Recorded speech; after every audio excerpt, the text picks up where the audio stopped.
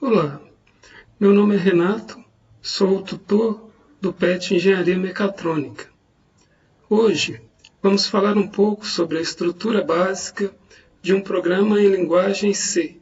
Depois, iremos ver esses elementos sendo usados nos programas do controlador do robô Webpuck, lá no simulador Webots. Se você for iniciante, a primeira parte desse vídeo foi feita pensando em você. Já para aqueles que já possuírem um conhecimento em programação, acredito que possam passar diretamente à segunda parte do vídeo. Aos iniciantes, eu recomendo que assistam ao vídeo até o seu final, tentando entender ao máximo também a segunda parte, para poder conseguirmos avançar na programação. Um programa em C, ele tem basicamente essa estrutura. Um programa, ele é formado por funções que utilizam dados e também comandos. Vamos fazer um exemplo para poder fixar melhor essa estrutura. Esse primeiro campo possui as diretivas de include, que servem então para podermos declarar bibliotecas contendo várias funções que possam ser chamadas no programa. Nesse caso, a biblioteca Standard.io, ou seja, entrada e saída padrão. Esse daqui, então, é um arquivo de cabeçalho, o H de header. Esse arquivo de cabeçalho é que chama o arquivo da biblioteca, onde estão definidas as funções propriamente ditas, que ele tem uma extensão, então, stdio.lib.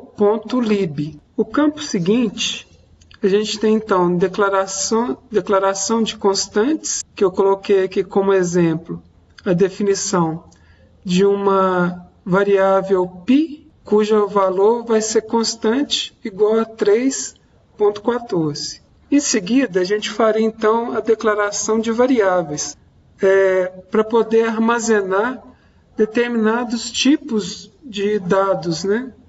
A gente pode ter, por exemplo, um dado booleano. Sempre lembrar de terminar com ponto e vírgula. Ou então, um dado inteiro.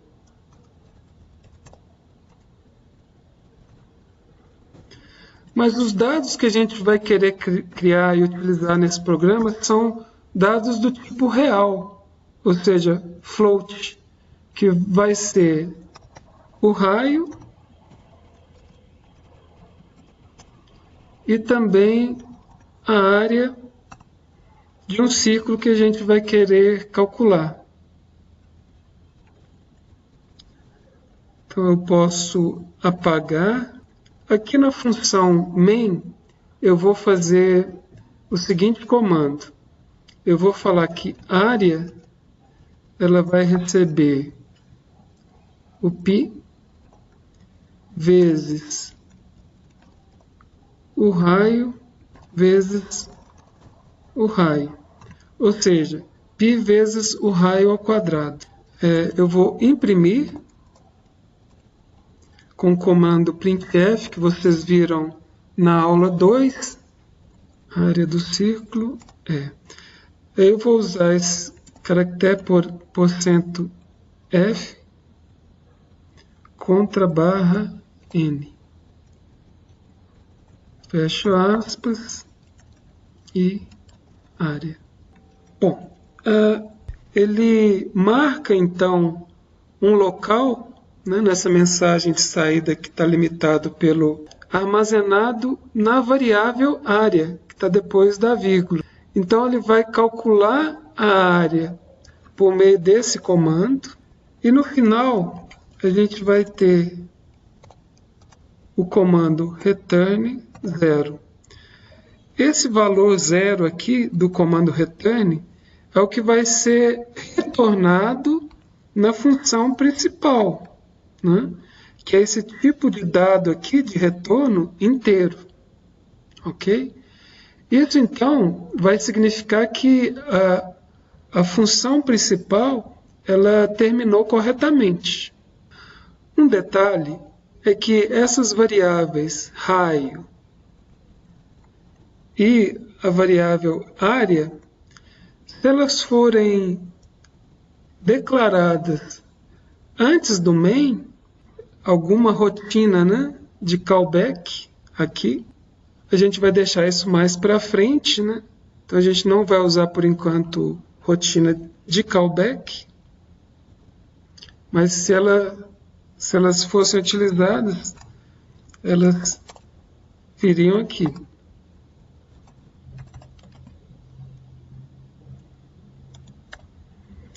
Bom, eu usei esse indicar que essa parte aqui do programa ela seria um comentário, ou seja, seria desconsiderado pelo programa, né?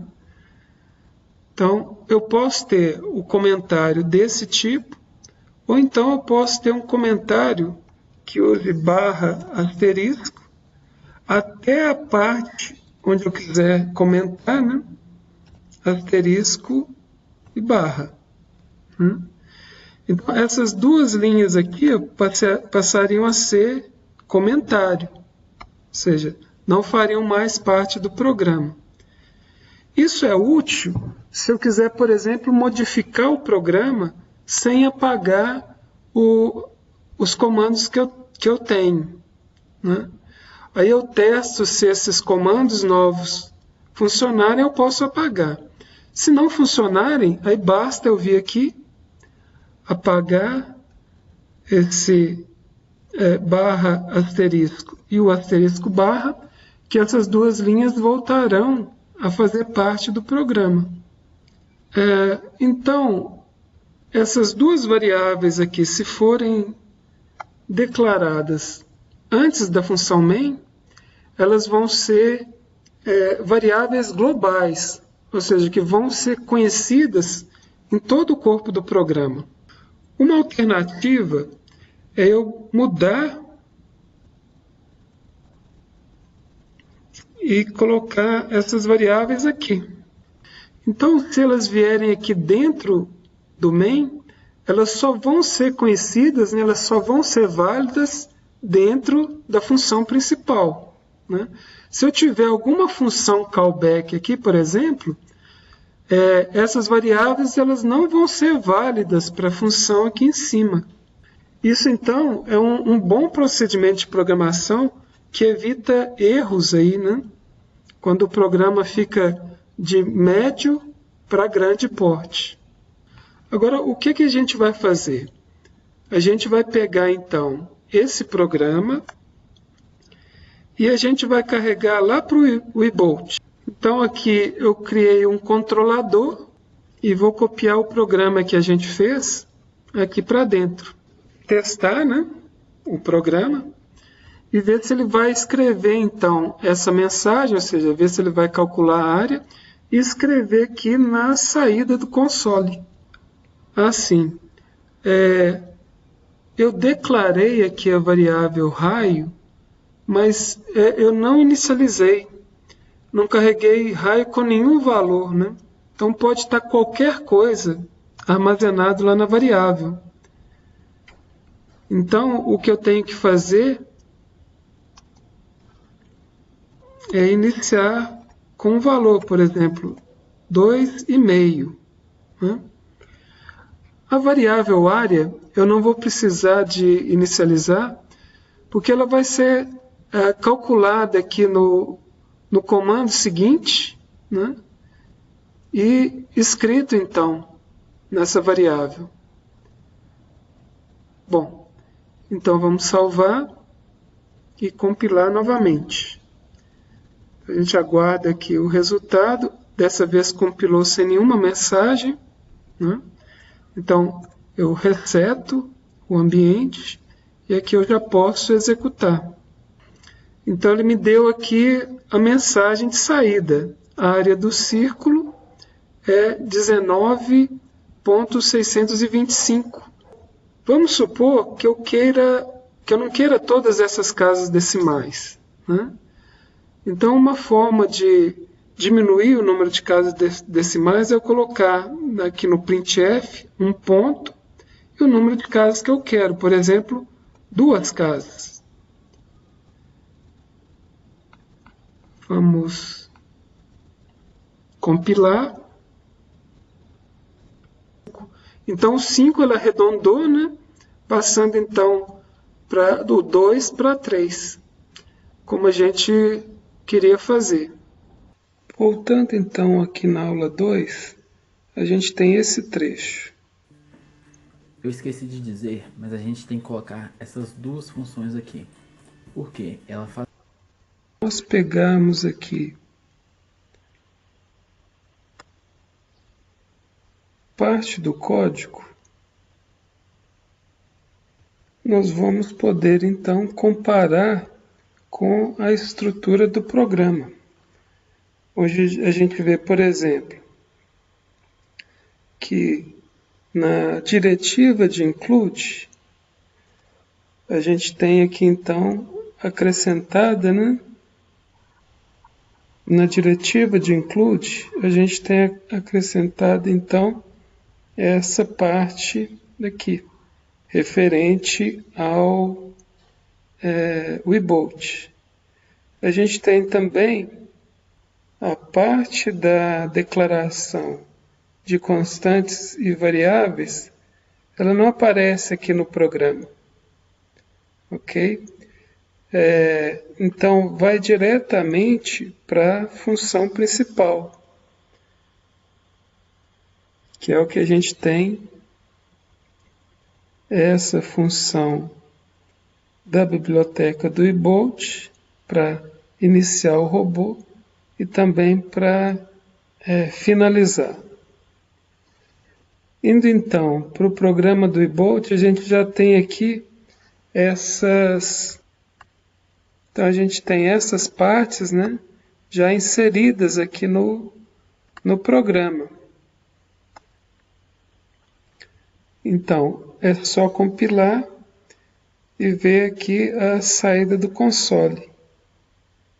Então, não deu nenhuma mensagem, reseta o sistema e a gente poderia rodar a simulação. Então, rodou, né, corretamente, escreveu então a mensagem que a gente esperava. Então, agora a gente já pode ir para o próximo passo, que seria o objetivo de fazer o epoch começar a mover. Com o objetivo de fazer o epoch andar, incluímos mais algumas linhas, né, do programa da aula 2. Essa diretiva include essa linha de declaração de variáveis do Webolt e mais esse trecho no qual são setadas a posição para o infinito e a velocidade para um valor 2. Vamos também mudar aqui o valor do raio de 2,5 para 3,5 para a gente observar se vai mudar o valor impresso na mensagem. Ok? Bom, compilamos. Qual a utilidade disso, né? Na verdade. Bom, resetamos e rodamos o programa e notamos aí que o robô realmente está movendo. Aqui o valor também mudou, o valor da área do círculo. Qual a utilidade disso, né? Na verdade, o Webolt ele não possui muitos recursos para depuração do código. Então, uma forma de depurar e debugar o programa é a gente conseguir escrever valores aqui nessa parte do console, para ajudar, por exemplo, na calibração do robô ou a encontrar erros. O ePuck é um mini robô com diâmetro menor do que 8 centímetros. O custo estimado é de R$ 3.300, bem acima dos cerca de R$ 220 do robô do Projeto Semente. Ele possui 8 sensores infravermelhos, são IR0,